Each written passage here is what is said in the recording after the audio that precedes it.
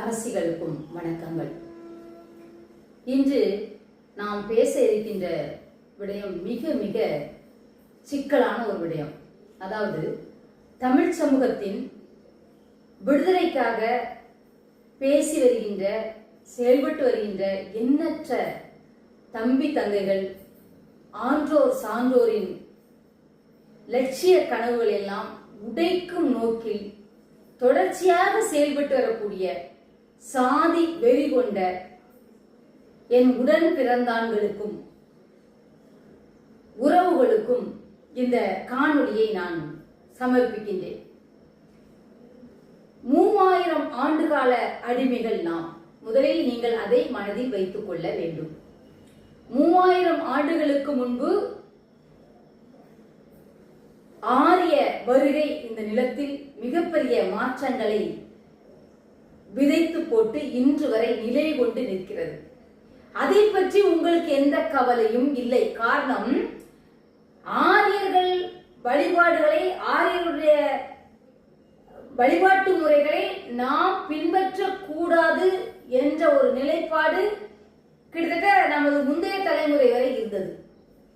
ஆனால் அதுவும் இன்று அற்று போயிற்று. இந்துத்துவா வேறு, இந்துக்கள் வேறு. இதை மாறுபடுத்தி பார்க்க கூட இங்கே எவருக்கும் அறிவு இல்லை.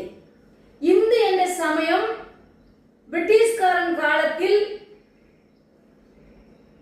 பௌத்தம் அல்லாத, பார்சி அல்லாத, சீக்கியர் அல்லாதவர்களை ஒருங்கிணைத்து பல்வேறு விதமான வழிபாடுடையவர்களை ஒருங்கிணைத்து உருவாக்கப்பட்ட ஒரு மதம் இந்து மதம்.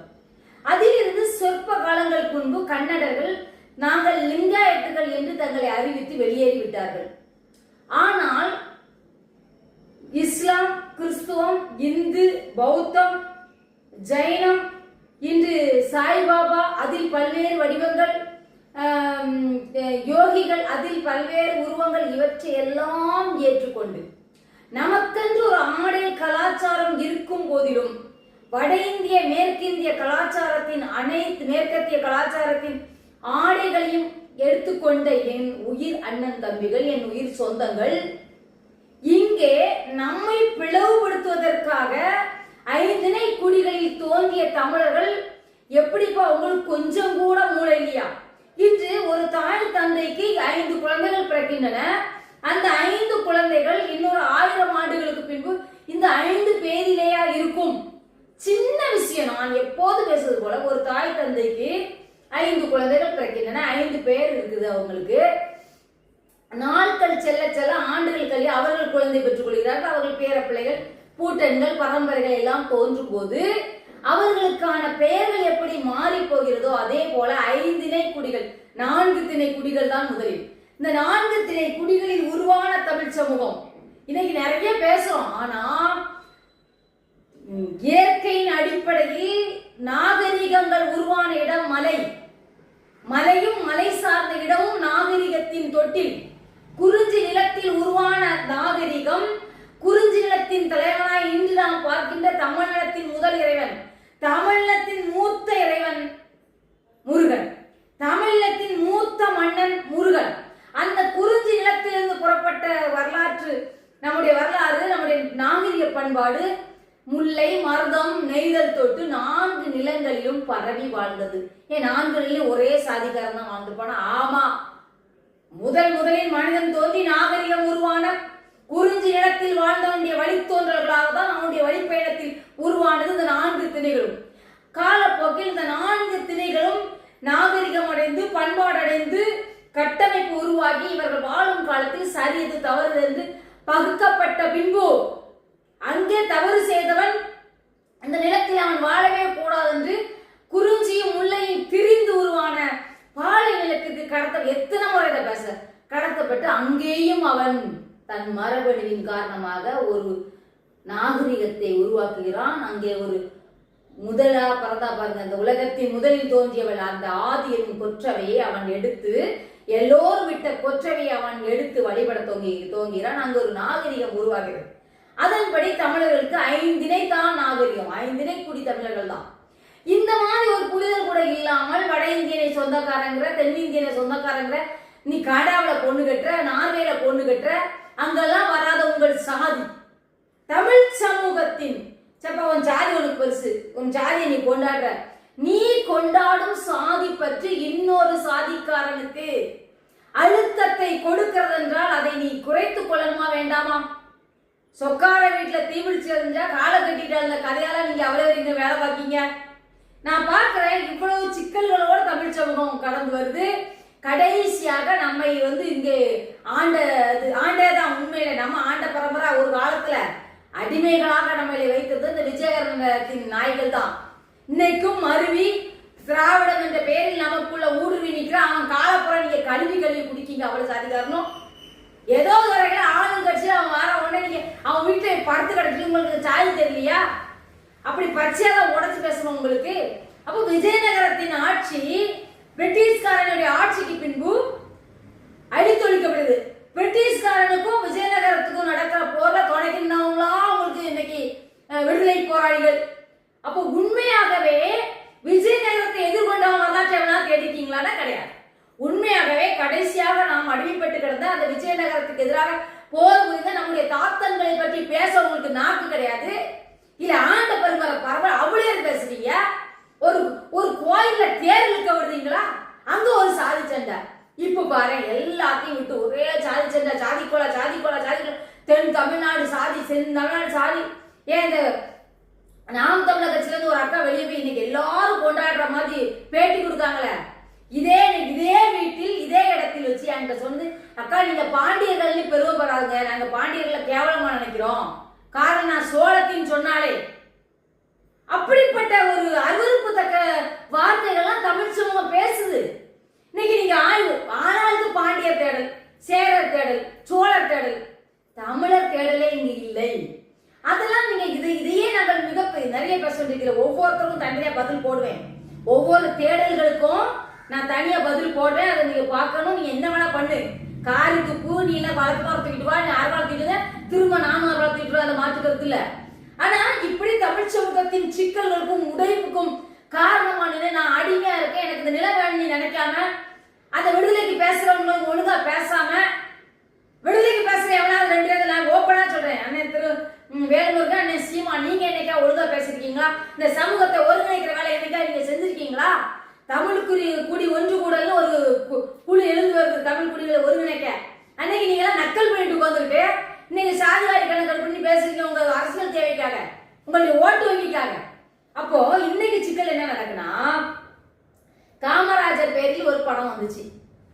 அந்த படத்துல எந்த சிக்கலுமே இல்லை. அந்த படம் வந்துச்சு, அந்த படம் வெற்றி பெற்றது, அந்த படம் கொண்டாடப்பட்டு போயிடுது. அப்புறம் வன்னியர்கள் கதையை கொண்டு ஒரு படம் உருவாகுது.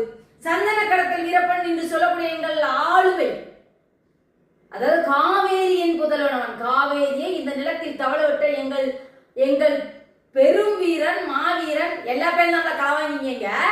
அவன் களவாண்டதுக்கு நீங்க வீடியோ வச்சிருக்கீங்களா, ஆடியோ வச்சிருக்கீங்களா? அவன் இருக்கும் வரை அந்த நிலத்தில் நமக்கு தண்ணீர் சிக்கல் இல்லை. அப்படி இருந்த ஒருத்தனுடைய வரலாற்றை அண்ணன் கௌதமன் படமா எடுக்கிறார், சிக்கலே அது இல்லை. ஆனா இன்னைக்கு பாருங்களேன், இன்னைக்கு தென் மாவட்டத்துல சனியை முடிச்சவங்க இவனுக்கு ஏன் இந்த வார்த்தை வரதில்ல. மேகதுன்னு ஒரு படம் எடுத்தாங்க, அதை வெளியிடவே விட மாட்டேன்ட்டாங்க. ஆனா சிக்கல் பட்டு தம்பி கிட்ட வெளியிட்டா அது பிரச்சனை இல்லை. தேசிய தலைவர்னு ஒரு படத்தை எடுத்தாங்க, எடுக்கும் போதே அதை சிக்கல்னு எங்களுக்கு எல்லாருக்கும் தெரியும். ஏன் நம்ம வீட்டுல ஒரு தப்பு நடந்தா சொல்ல மறுக்கீங்க? அந்த படத்துக்கு இது கற்பனை கதைன்னு சொல்லி நீங்க பேர் வாங்கிட்டீங்க. சரியா? கற்பனை கதை வேலையாச்சு. இந்த ஆட்டுக்குட்டி விவகாரத்தை ரொம்ப காலமா பேசுறீங்க. இந்த ஆட்டுக்குட்டி விவகாரம் சரியா தவறா உண்டா இல்லையா? ரெண்டு பேருமே இன்னைக்கு மூணு பேரை வச்சுதான் யாரு பசுமன் ஐயா, காமராஜர் ஐயா, இமானுவேல் ஐயா, முப்பெரும் பாட்டன்களையும் வச்சு நீங்க ஒண்ணு நேட்டாலும் பரவாயில்லடா, தினமும் சண்டை போடுறீங்க. முகநூலுக்குள்ள போனா காரி துப்புறீங்க. அவன் இவனை பேசுறான், நீ பேசு, நீ உன் வாழ்க்கையை பேசு, அவன் உன் வாழ்க்கையை பேசு. எதுக்கு தெய்வமாய் போன தாத்தா மார பேசுறீங்க? வரலாறு தேடி, அவன் வரலாறு தேடி, நீ அடிமையான வரலாறு தேடு. யாருக்கெல்லாம் தாத்தா மார போயிட்டு அடிமையானா, யாரெல்லாம் அவன் தெலுங்குக்காரன் கூட்டுட்டு உங்களை அடிமையாக்கான்னு பாரு, அதை பாரு. அதை விட்டுட்டு முத்துராமலிங்க தேவர் இதை செய்தார், காமராஜர் இதை செய்தார், இமானுவேல் சேகர் இதை செய்தார்னு சொல்லிட்டு சும்மா இல்லாத வரலாறுலாம் எந்த நாயை இங்கிலாந்துக்கார நாயை எழுதி வச்சுட்டு போனதெல்லாம் எடுத்துக்கிட்டு ஓடி வந்து நான் ஆண்ட பரம்பரை, பேண்ட பரம்பரைக்கு அடிமை பரம்பரைகளை நானும் பொறுமையா தினமும் பார்க்கிறேன். தினமும் முகநூலை திறந்தா ஒருத்தன் நாடாரா இருக்கவும் பூரா தேவர வசைப்பாடுறான், தேவரா இருக்கவும் பூரா நாடார வசைப்பாடுறான். இந்த 2 பேரும் சேர்ந்து தேவேந்திர வசைப்பாடுறான். ஒரு கட்டத்துல நாடாரும் தேவேந்திர குலமும் சேர்ந்து தேவர வசைப்பாடுறான். ஒரு கட்டத்துல தேவேந்திர குலமும் தேவரும் சேர்ந்து நாடார். என்னடா அந்த 3 பெரும் சாதி உண்மைடா தென் மாவட்டத்துல. இன்னொரு பெருஞ்சாதி இங்க உட்கார்ந்துட்டு இருக்கு, அவனும் மெதுவா வாரான். இப்பதான் பறையர் பெருமுடி. அப்ப என்னதான் நீங்க செய்யலாம்னு நினைக்கீங்க? நான் அதுக்குதான் சொல்றேன், பெண் பிள்ளைகளுக்கு அரசியலை சொல்லி கொடுத்து உங்க எல்லாத்தையும் போட்டு கொளுத்தோன்னு நினைக்கிறேன் நான். அதான் உண்மை. நம்ம விஜய நமக்கு தொண்டு தொட்டு நம்ம நாடுகள் காவு வாங்கப்பட்டு நம் பாட்டன்கள் போர் புரிந்து வென்று தக்க வச்ச இந்த நிலப்பரப்ப விஜயநகரத்துல கொடுத்துட்டு விஜயநகரத்தில் இருக்கும் போதே அவன் மீண்டும் போர் புரிஞ்சுக்கலாம். ஆனா இங்க அதுக்குள்ள எல்லா சாதிக்குள்ளயும் கலவாணி பேய் கிடக்கான். இந்த கலவாணி பேய்களாம் ஆளுக்கு ஒரு பாளையங்களை வாங்கிட்டு செட்டில் ஆயிட்டு கடைசியில பிரிட்டிஷ்காரங்கிட்ட படுத்துக்கிட்டானு போய் விஜயநகரத்தை காட்டி கொடுத்தோம்னா பிரிட்டிஷ்காரன். என்னை பொறுத்த மட்டில் பிரிட்டிஷ்காரனுக்கு எதிராக போராடியவன் எப்படி நீங்கள் விடுதலை போராளி என்று சொல்வீர்களோ அதே போல விஜயநகரத்துக்கு எதிராக போராடுவான் பார் என்னுடைய பாண்டியனும் சேரனும் சோழனும். அவளை ஏன்டா நீங்க தேட மறுக்கிறீங்க? இங்கே நிக்கீங்களே, இந்த அடப்புக்குள்ளேயே நின்று ஒரே சண்டை. நாங்கள் காட்டி கொடுத்தோம், நீ காட்டி கொடுக்கல. இப்படி சண்டை போட்டு நான் ஒரு பெரிய கட்டமைப்பு உள்ள இடத்துல நான் வாழ்ந்துட்டு இருக்கேன். வாழ்றதுக்கு பயமா இருக்கடா உங்க அளவுல நிக்கிறதுக்கு. எல்லாருக்கும் வீரர் கேட்டா உங்களுக்கு ஆம்பளை பிள்ளை தான் வீரம் இருக்க மாட்டேங்க. வீரம் இல்லையா? எங்களுக்கு வீரம் கிடையாதா? நாங்க ஏன் அமைதியா இருக்கோம்? இந்த நிலத்தின் இந்த இனத்தின் சிக்கல் எவ்வளவு பெருசு. நீ எத்தனை ஆண்டு காலம் அடிமைப்பட்டு கிடக்குற. ஈழ நிலத்துல உங்க தேவர் நாடா போனார் பல்லப்பறையன்னு பார்த்தாடா சுட்டு கொண்டா. அங்கேயும் தான் சாதிய கட்டமைப்பு பிரிஞ்சு இல்ல. நீங்க எவனா வந்து கீழே வாழ்பாடாத, உன் வாயை கிழிச்சிருவேன். அங்கேயும் தான் இருந்துச்சடா சாதிய கட்டுப்பாடு. அவ்வளவு பெரிய சாதிய கட்டுப்பாடு இருந்த இடத்தில் இன விடுதலை என்ற ஒற்றை ஆயுதத்துல தேசிய தலைவர் ஒருங்கிணைச்சானா இல்லையாடா? அந்த வேலையை இங்க எவனா செய்ய முயற்சி பண்றீங்களா? மயக்க பிடிச்சு பேசிட்டே இருக்கதால. எனவே என் அருமை சொந்தங்களே, இனியாவது முகநூல் தளத்தில் பொது தளத்தில் 3 பாட்டன்களையும் விமர்சிப்பதை விட்டொழியுங்கள். நீ விமர்சிக்கிற எவனாவது ஒருத்தன சொல்ற, நீ விமர்சிக்கிறீங்களா? யாரையும் விமர்சி மாத்தி நீங்க யாராவது ஒருவர் அந்த ஆளுமைகளுக்கு ஒரு அரை விழுக்காடு தகுதி ஆவீங்களா? நான் சொல்றேன், சரி தவறு எல்லா மனிதனுக்குள்ளும் இருக்கும். அவன் மனிதன், சரியா? அப்போ நீங்க விமர்சிக்கிற நீ, உன் கையில இருக்குன்னு எழுதுற நீ, உன் மண்டக்குள்ள தோணுதெல்லாம் எழுதுற நீ, சாதி சண்டைக்கு உன் புள்ளி வைக்கிற நீ, தேடி வரலாற்றை தேடி எதாவது நாங்க சாதி சண்டை நாடு கட்டிக்குது. நாங்க விஜயநகரத்துக்கு அடமானான வரலாறு போய் போல விட்டுவாங்க. விஜயநகரத்திடம் அடமானமான அந்த வரலாறை எடு. இன்னும் அடமானம் வரைக்கும் வைக்கலாம். அவ்வளவு சாதிக்காரன் திராவிட வீட்டுல போய் படுத்து கிடைக்கல. அவ்வளோ உங்களுக்கு என்ன வாய்மையை வேண்டி கிடைக்குங்க? தூய தமிழ் சாதிகளுக்குள்ள சண்டையை எடுத்து விட்டுக்கிட்டு இப்ப நாங்க ஒரு மாதிரி பிரச்சனைகள்லாம் ஓய்ந்து பிள்ளையெல்லாம் ஓடியா அண்ணன் தம்பி அக்கா தங்கச்சியா சகோதரத்தோட பழக தொடங்குது. நீங்க அங்கங்க ஒரு தீய வைக்கீங்கள உட்காந்து திட்டம் போட்டு. அப்ப என்ன செய்யணும்? உங்களை தான் அவளையும் கொள்ளணும். வேற வழி கிடையாது. தமிழ் சமூகத்தின் ஒற்றுமை மிக மிக மிக முக்கியம். இந்த நாள்ல தமிழ் சமூகம் ஒன்றிணையாவிட்டால் நான் வரல ஒருத்தன் கரு நாயகன். இந்த கருநாயகன் ஆண்கள்லாம் இறக்கி விட்டு மீண்டும் மீண்டும் காவு வாங்கப்படும் தமிழரின் அரசியல் உரிமை. உனக்கு கோயில் உரிமை இல்லை, சரியா? உனக்கு கோயில் உரிமை இருக்கா? அங்க ஆரியம் குத வச்சுட்டு இருக்கான். அதை உனக்கு விடுதலை பண்ண வக்கு இல்லை. எந்த கோயில்ல தமிழருக்குன்னு இருக்கு சொல்லுங்க? சைவ மடங்கள் தமிழர்கிட்ட இருக்குது. அது ஒரு சாதியத்துக்கு பேசு சண்டை போடுறதால சும்மா கடந்துட்டு 3 பேரையும் நானும் பேசக்கூடாது சரி நம்ம அண்ணமா இருக்காங்க போட்டு பார்த்தா அங்க வந்து பேசினா எனக்கு பச்சையா பேசுவீங்களா? அக்கா தங்கச்சி நினைப்பீங்க? நீங்க அக்கா தங்கச்சி நினைப்பீங்களா? அந்த மாண்பு நமக்கு இருக்குதா? அக்கா தங்கச்சிகளை போற்றுகிற சமூகம்டா இது. ஊருக்கு நடுவில் உட்கார்ந்துருக்காவெல்லாம் யார் நினைச்சிட்டு இருக்கீங்க? உங்கள் வீட்டில் பிறந்தவளை அவள் மீண்டும் உங்கள் வீட்டுக்கு பிள்ளை குட்டியோட வந்தாலும் தனியா வந்தாலும் அவளை ஆளும் அரசியாக்கி அழகு பார்த்தவங்க மரபணு தானடா உங்க மரபணு. இன்னைக்கு மண்டக்காஞ்சி போய் சாய் சண்டை போட்டுட்டு சாவுதீங்க அவளையாரும். ஆனா அதுல ஒரு சின்ன மகிழ்ச்சி என்னன்னா, ஒரு சில பிள்ளைகள் அதுல வந்து உண்மையை பேசுது. ஒரு சில நல்ல வித்தது வந்து நல்ல வித்தது நல்ல வித்து. நீங்க எல்லாம் கெட்டு வித்து. உன் வாழ்வியல்ல நீ சாதியை பேசுகிறவன், உன் வாழ்வியலில் உன் சாதி அல்லாத இன்னொரு சாதிக்காரன் போய் எதுக்குமே நிக்காம வாழ்ந்து காட்டு, உருவாக்கி காட்டாத. முடியுமா? அவங்க கடையில நீ வாங்கணும், உன் பள்ளிக்கூடத்துல அவன் படிக்கணும், உன் வயல்ல விளையாத அவன் திங்கணும். அப்ப எப்படி நீங்க உங்க சண்டை போட்டு அடைக்கீங்க? அறிவு இல்லாம உங்க சண்டைய கல்லூரி பிள்ளைகளுக்கு கடத்துறது, அங்க சண்டை அவ்வளவு வீட்டு பிள்ளைங்க கஞ்சா குடிக்குது. போய் அதை போய் எட்டி பாருங்கடா முதல்ல உங்களூர்ல கடந்தது. அவ்வளவு வீட்டு பிள்ளைங்க கஞ்சா பாடியுமே நிக்குது. அடுத்த தலைமுறை நாசம் அடிக்க நாங்க வருத்தத்துல இருக்கோம். ஒரு படம் வந்துட்டா ஒரே சண்டை. சரி, படம் எடுக்கதா அது? சண்டை போடனே எடுப்பீங்களா? உங்களுக்கு நாங்க வைக்கிற கேள்வி. சண்டையை உருவாக்கணும்னே ஒரு படம். இந்த மாரி செல்வராஜ் நான் குறைச்சு கூட நினைப்பேன். சரி, அதில் நீ கதையை அதுல வந்து அண்ணன் பசுபதி பாண்டியன் கதாபாத்திரம் தேவை என்ன? நீ அவங்கள நியூட்ரல் ஆக எதிராக சந்திச்சு பேசுறேன். நான் வந்து இந்த ரெண்டு சமூகத்தையும் ஒற்றுமையாக்க முயற்சி பண்றேன். இதே கடைசி பிள்ளையாருக்கு பேசலாம் மாரி செல்வராஜ்.